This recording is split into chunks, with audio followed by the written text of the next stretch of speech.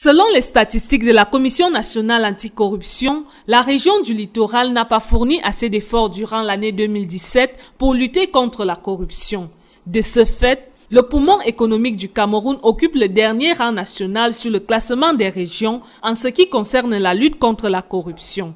C'est fort de ce constat que la ville de Douala a été choisie pour accueillir la caravane nationale anticorruption organisée ce 11 juillet, journée africaine de lutte contre la corruption. Le rang que le littoral occupe, il n'est pas bon, il faut le reconnaître.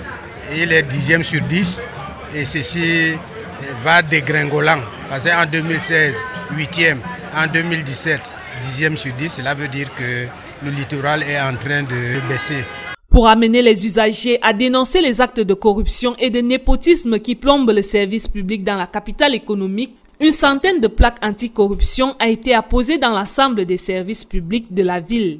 Une opération qui n'a pas été accueillie favorablement dans les services des NEO. Le président de la Commission nationale anticorruption a adressé une lettre à monsieur le directeur général des NEO dans des délais raisonnables.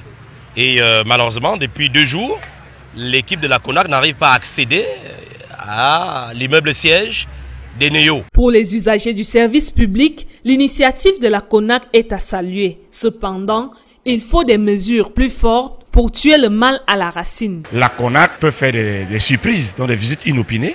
Lorsqu'ils trouvent beaucoup de gens peut-être alignés, peut-être parce qu'ils veulent peut-être une signature, qu'ils viennent aussi, qu'ils essaient de prendre au moins un papier, faire semblant. Lorsque le fonctionnaire va se rendre compte qu'on infiltre via les agents de la CONAC pour venir faire signer les documents, alors ça va commencer à baisser. Rappelons que selon les statistiques de l'Union africaine, l'Afrique perd environ 83 000 milliards de francs CFA par an à cause de la corruption, soit 25% du PIB du continent.